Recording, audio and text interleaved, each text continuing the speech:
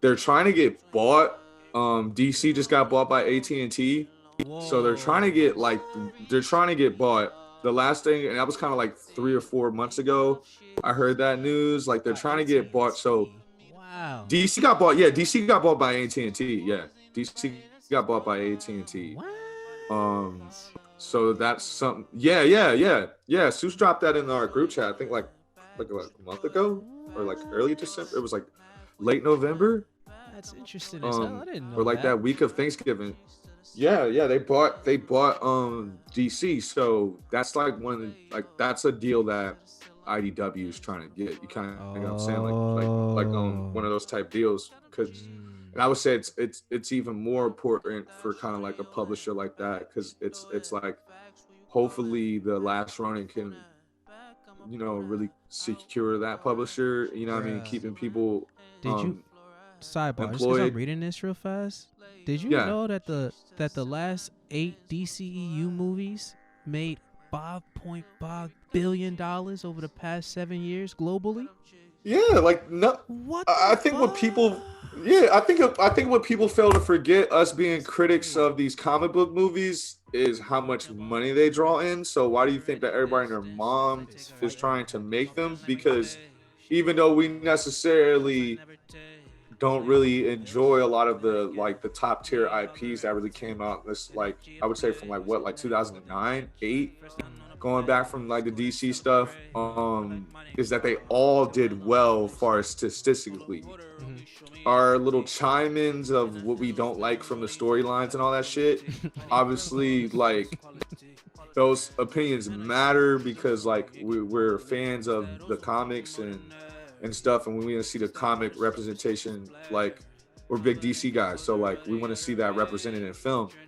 And I feel like what they're dropping this year is that direction, where like film, they're going to take it to the next level with their stories and IPs. Even with Battison.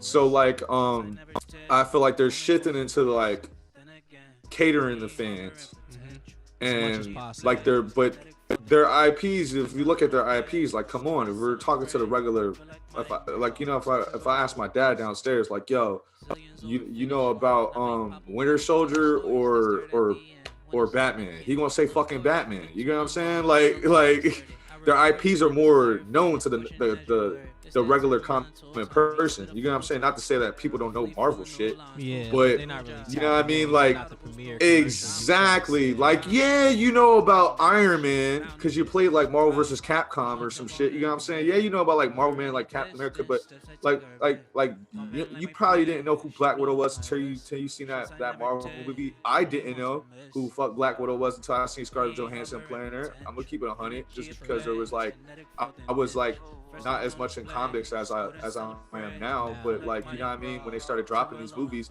and that's why they were dope for me, because like the movies put me back in the bag of being like yo, let me see like who's like, you know what I mean, where's like where this content comes from, and the DC animations, I feel like that's what brought me back into movies, was like Flashpoint. I was just like, yo, like this is nuts. But like people forget that though, that their IPs have more of an interest as far as the name. You know what I mean? Because you want to be the guy. DC, or are we talking Marvel right now? DC. Okay, because keep going. Look at prime example is Batman versus Superman. Yeah. Prime example. You're pulling up because you're like, yo, it's Batman versus Superman. I don't even know what happens, but it's just Batman versus Superman. I don't give a fuck. Oh yeah. I need to see it. You get what I'm saying? You don't have to read Dark Knight Returns and the Death of Superman to understand what's going on and to enjoy it. You're just like, yo, I just want to see these. Like, some people probably really enjoyed Ben Affleck getting fucked up by Superman and pulling up with the big fucking Brock Lesnar Batman suit. You know what I mean? Some people probably really like I was like, yo, this is weird. I fell asleep watching it.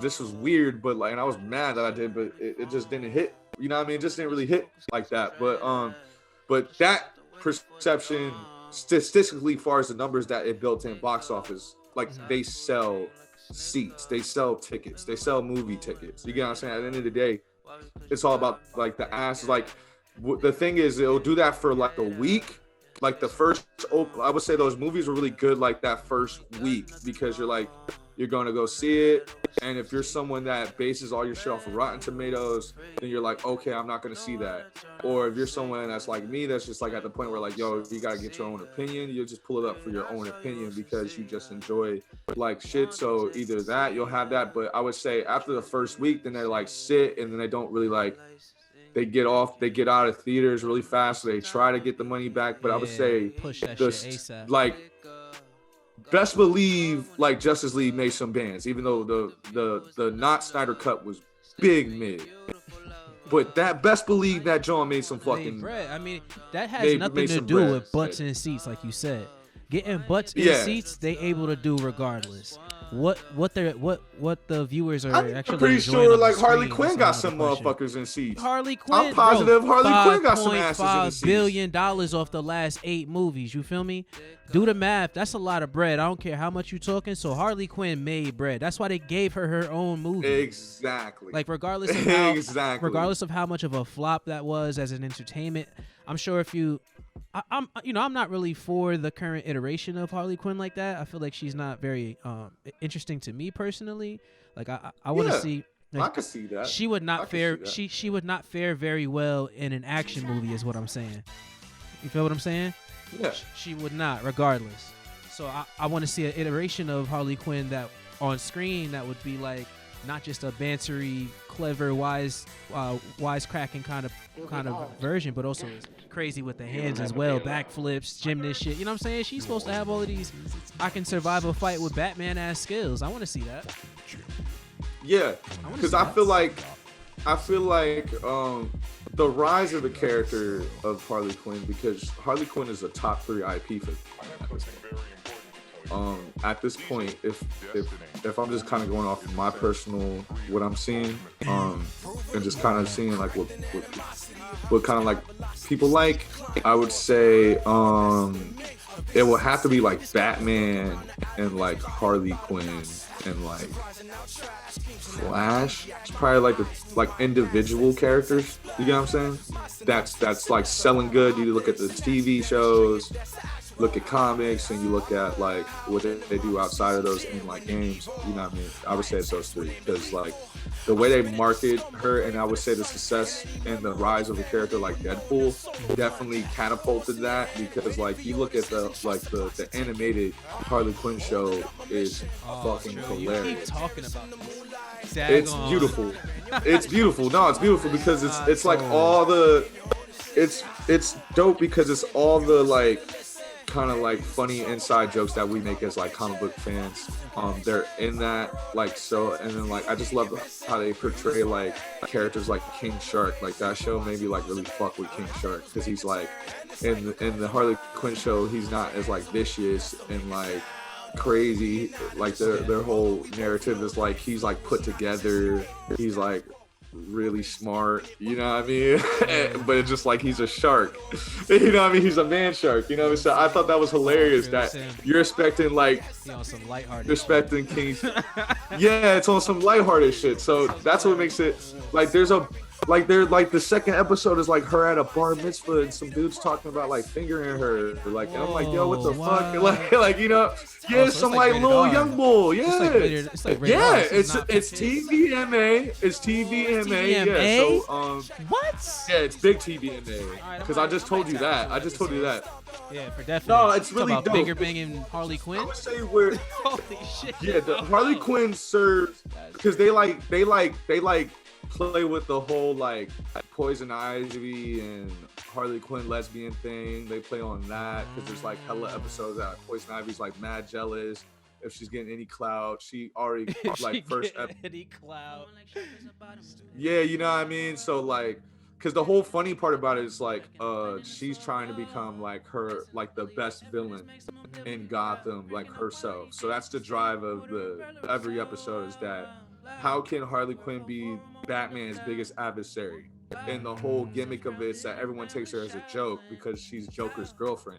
So now that she broke up with Joker, everyone's like, yo, we like kind of like the Harley Quinn movie. It was just weird that That was the whole directive, and it's a really dope story. It's just that like they should have just never do the Birds of Prey of it. It was just like anything when they draw in two times. Exactly.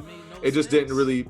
It was like, yo, if y'all just made this to where like all they had to do was put Jared Leto Joker in that John and Black Mask, and it would have been gas. It would have been gas. That's all you had to do, and it would have been gas. It would have been gas, and you could just had mad fucking like blow up spots and action scenes, and it would have been good. But that into the animation, John. But like the animation part of that series, that's why it's dope, because like there's an episode when she starts beefing with Damian Wayne, and that's her first adversary is Damian Wayne, and she's super sick that Damian Wayne, like she's trying to get Batman, and Batman's like, yo, like I don't care about you, like go handle my light. Yeah, and then she sends Robin. Yeah, he sends Robin, and they make Robin like. The way they depict like Damian Wayne Robin is different from like the comics stuff. He looks like you know what I mean? He looks like Teen Titans Robin, like the face. Yeah, so he kind of has like that type of feel, but he's like the cute. He's like the cute. He's like Justin Bieber. He's like Justin Bieber. Like how they promote him, it's hilarious. It's like all the talk shows like, oh my god, you're so adorable, and you know what I mean. He has like punchlines and shit, and then it's like, everyone's like, yo, like. And then that's what I'm saying, like King Shark, that's like profiles, that's like Tinder for villains and heroes. So it's like, oh, I don't want that hero, he's a D-lister. So they make like all these like it's hilarious as far as like if you enjoy the universe. I always appreciate these types of stories when they give shine to like characters they really don't use, you know, and all that. That's why I really enjoy a lot of the CW stuff. And the stuff that they are providing on DC Universe that they're slating for HBO Max. Really good stuff. It's